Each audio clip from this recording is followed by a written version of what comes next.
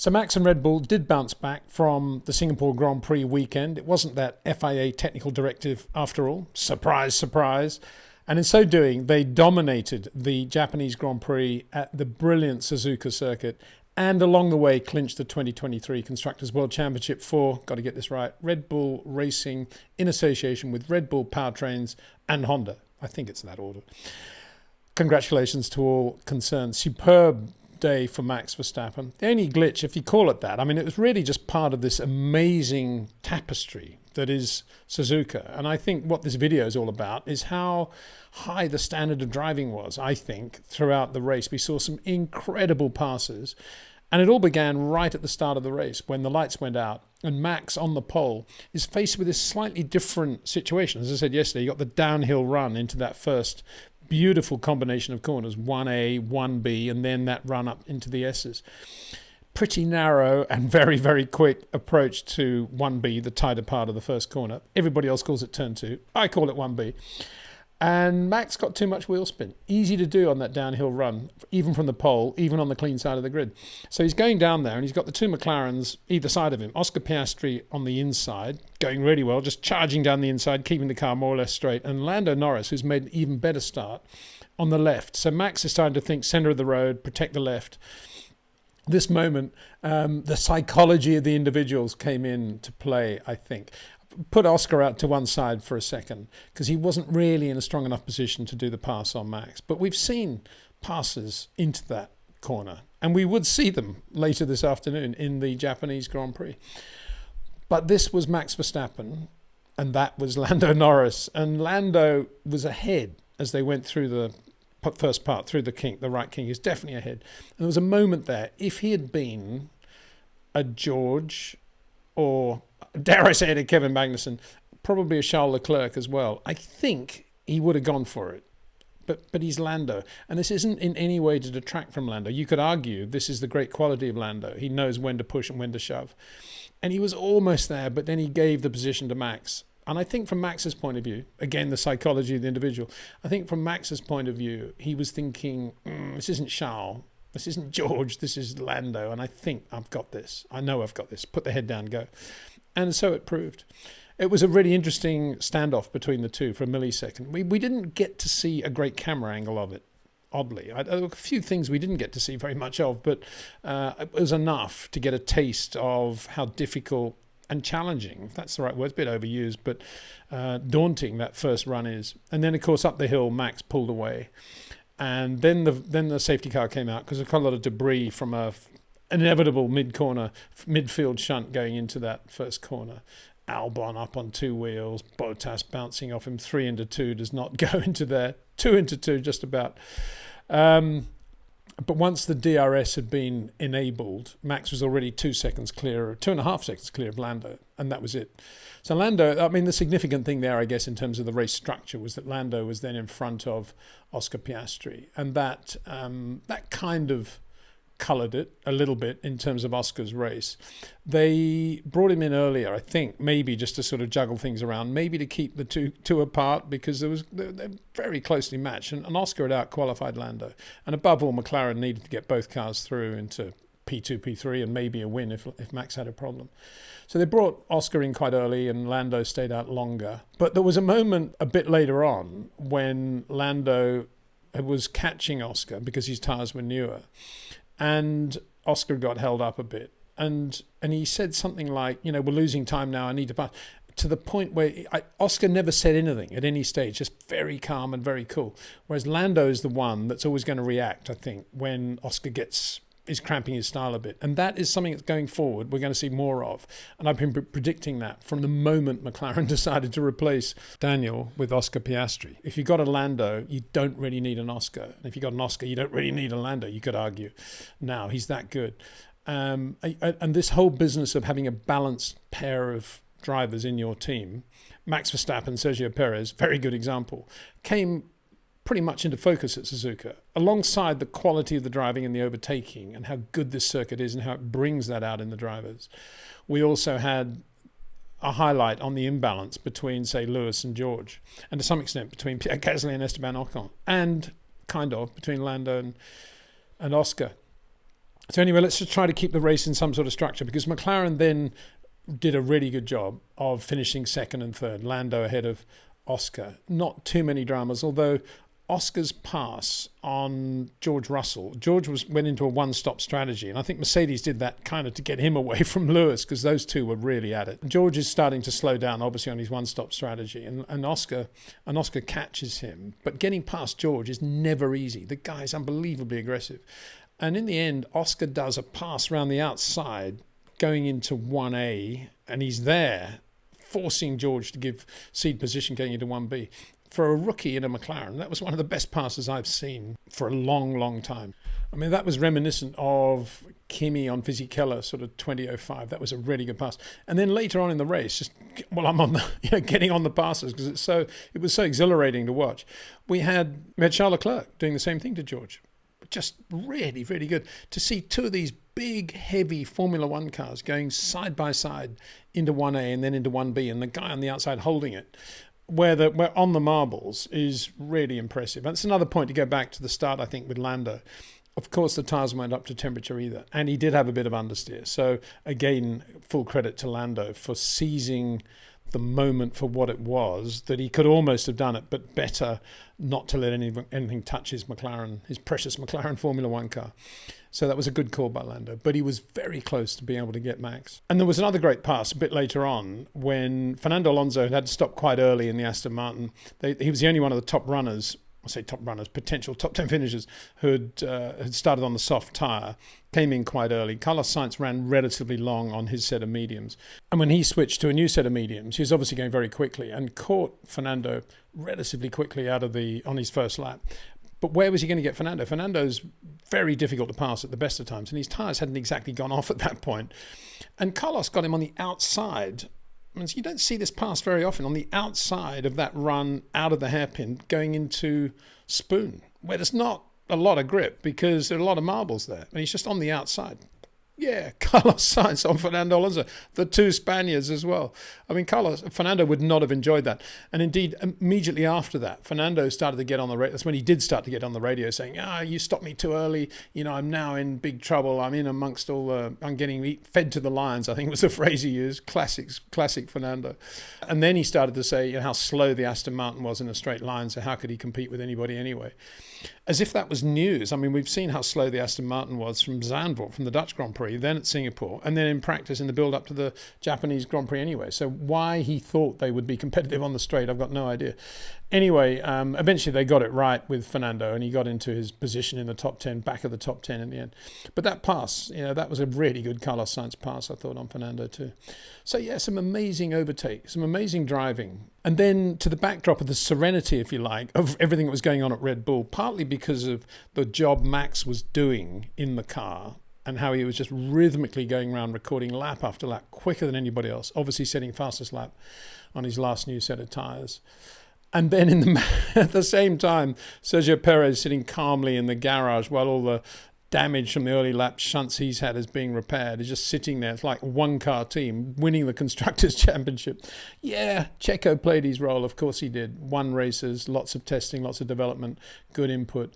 And also a very good teammate. If you take out some of the sort of, post-early season comments, in reality, his ability has allowed Max to get on and do what he does with his own ability, which is win a world championship by the Japanese Grand Prix for Red Bull, the Constructors Championship.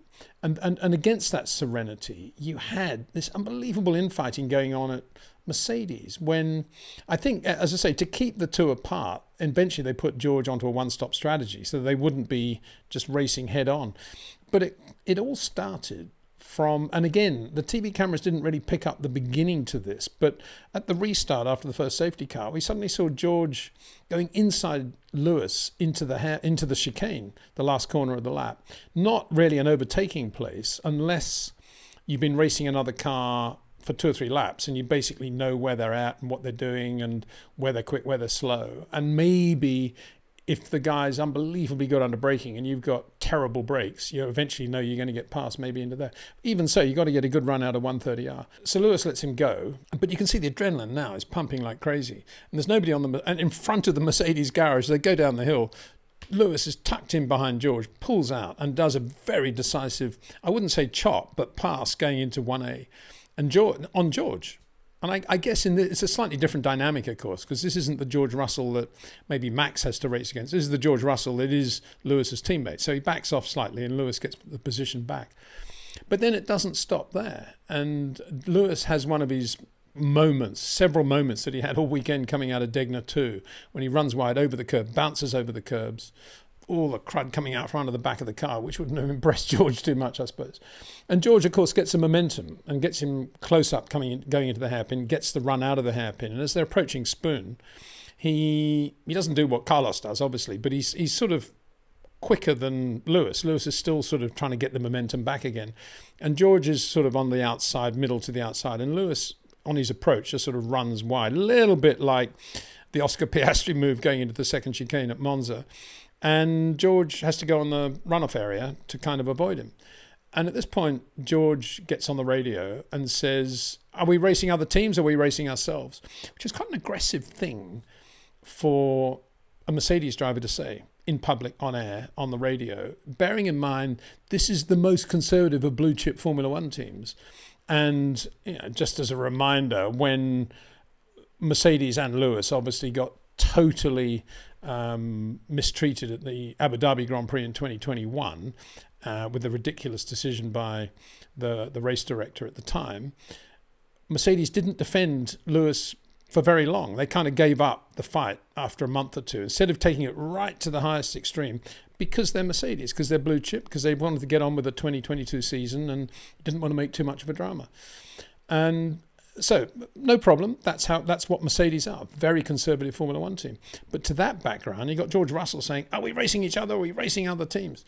And it was a little bit, I mean, you could argue it's probably quite good TV and it's quite dramatic and it's quite controversial. But it was unsettling in a way, because it was so out of context to how Mercedes like to present themselves. And it didn't get any better, because they're still racing one another. George goes on to a different strategy, the long one-stop strategy, which was a big ask, especially for a guy like George, who's not known for his massively brilliant time management. If you're going to do that, maybe try it with Lewis rather than George. Anyway, they did it with George. And so later in the race, when George is struggling a little bit on his long stints, Lewis has now got pressure from Carlos Sainz and is starting to catch George on fresher tyres. And the suggestion from Mercedes is that George and therefore Lewis benefit from one another's DRS and try to get away from Carlos and defend that way. And George responds, oh, well, if you want to start playing the team game, why did you try to have me off earlier in the race? And again, it's just like, what's that all about?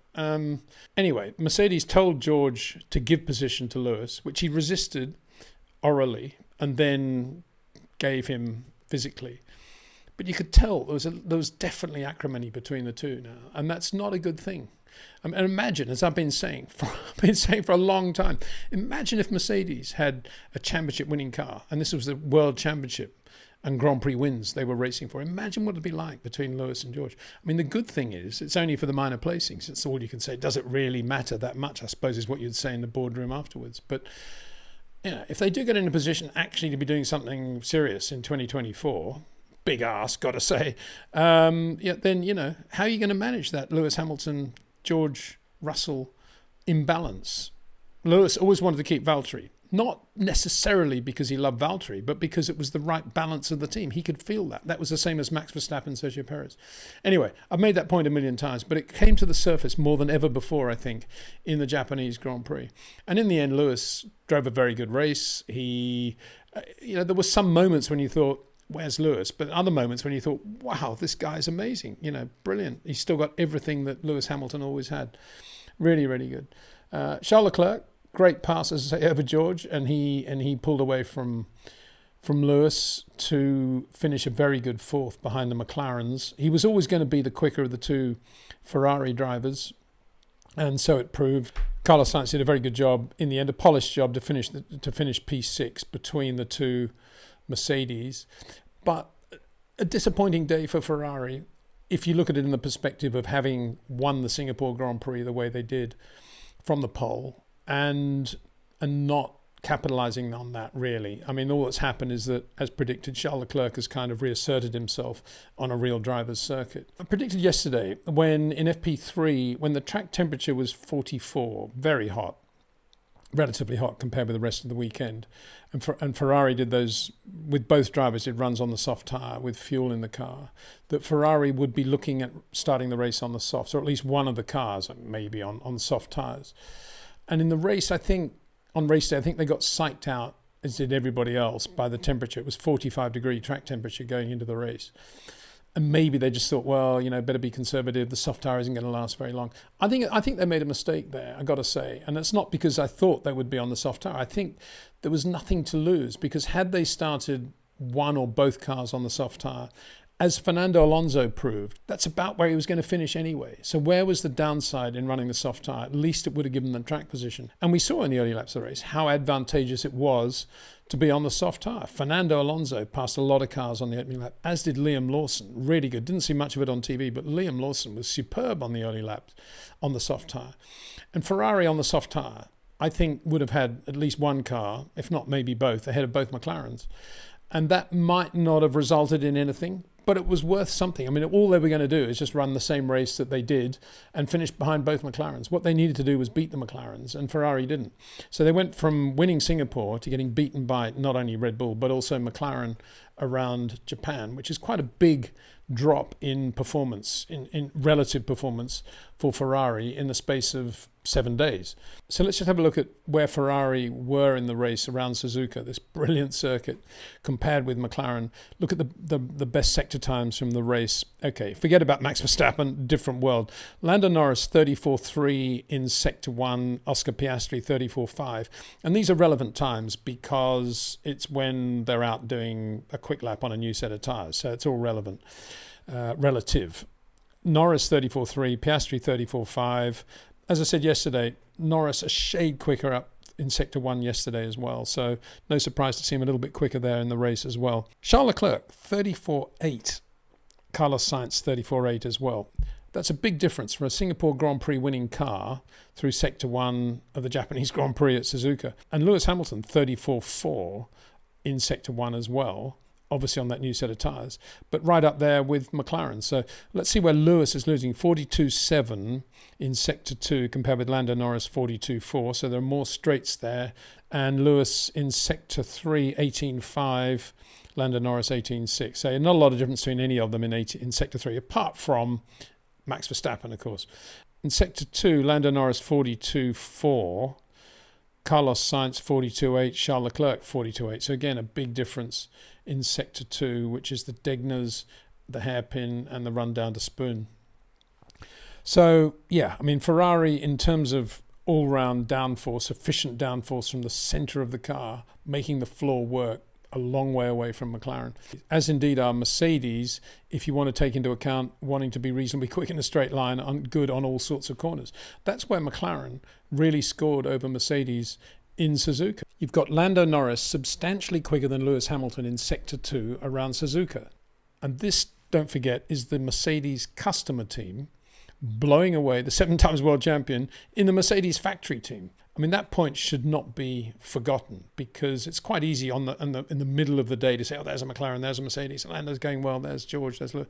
Got to remember, that's the factory Mercedes team with all of their resources and all of the ability they have to bring in all those outside resources to the team that McLaren don't have. They don't even have the infrastructure within the factory, let alone all the other outside supports. And there they are, blowing them away consistently. And if you're that quick at Suzuka compared with another car, that's going to stay with you for a long time now. Okay, sector 3, Lewis was just about there, but that doesn't tell the same story as McLaren's advantage in the first part of the lap. So very impressive performance from McLaren relative to Mercedes, and of course relative to Ferrari as well. Let's have a quick look through the other results. Fernando Alonso finished 8th in the Aston Martin. Pretty good drive in the end. And Lance Stroll in the other Aston Martin was another driver that picked up quite a lot of positions early in the race on the soft tyre, but then retired very early with, oddly, a rear wing failure. And afterwards, they kept giving radio messages to Fernando saying, be careful of the curbs, don't use too much curb, which suggests that somehow that failure occurred due to curb bashing. So Lance Stroll going through a really, really bad patch at the moment. And the two Alpines were 9th and 10th. They always looked pretty good all weekend. I always imagined Pierre Gasly would be the quicker of the two drivers around Suzuka, albeit Esteban Ocon's performance last year. And he was leading Esteban going into the last lap of the Japanese Grand Prix and was then told to give position to Esteban Ocon, mainly because Pierre had been given a chance to get Fernando with a tyre advantage, but because that didn't work out, he then had to give the position back. But suffice to say that Pierre was not impressed by that bit of instruction. And again, to me, it underlines the problem of running an imbalanced driver lineup in any team, even if you're Alpine. Again, it was a rather weird moment. It was a very weird moment in this race where we had this serenity at the front of Red Bull and Max and all this sort of drama going on beneath him, intra-team drama. Liam Lawson, as I say, really good in the early laps and eventually crossed the line in the AlphaTauri to finish 11th, ahead of Yuki Tsunoda, who nonetheless got lots of cheers from the Japanese crowd. But for Liam to beat him, very impressive. Yuki had his share of dramas in the race. But sad again to reflect that Liam Lawson, we're not going to be seeing him, I don't think, in Grand Prix racing for a while now, because his seat is being given back to Daniel Ricciardo, and I imagine he's going to be more or less ready to go pretty soon. So there we are, Max Verstappen showing the world how to do it, Red Bull showing the world how to do it, and everybody else a bit of a fight, but McLaren looking brilliant, Mercedes struggling, Ferrari beaten by McLaren on the day, and Suzuka above all showing what a Grand Prix circuit is all about. We can have all these artificial tracks with their long straights and their chicanes and everybody slowing up into the last corner to get a run. But if you really want to see a Grand Prix circuit, go to Suzuka. I finished this video by paying tribute to John Hugenholtz, who designed that track back in the mid-1960s for Honda, purely as a test track. And here it is today, still standing as, in my opinion, the best circuit on the Grand Prix calendar. Live stream will be coming up this week, probably midweek around Wednesday. Big thanks again to Jetcraft and to Pitbox.io. You can read about those companies in the descriptions below this video. Thank you to them, because without them, the channel wouldn't be what it is. And thank you to the viewer for watching. See you soon.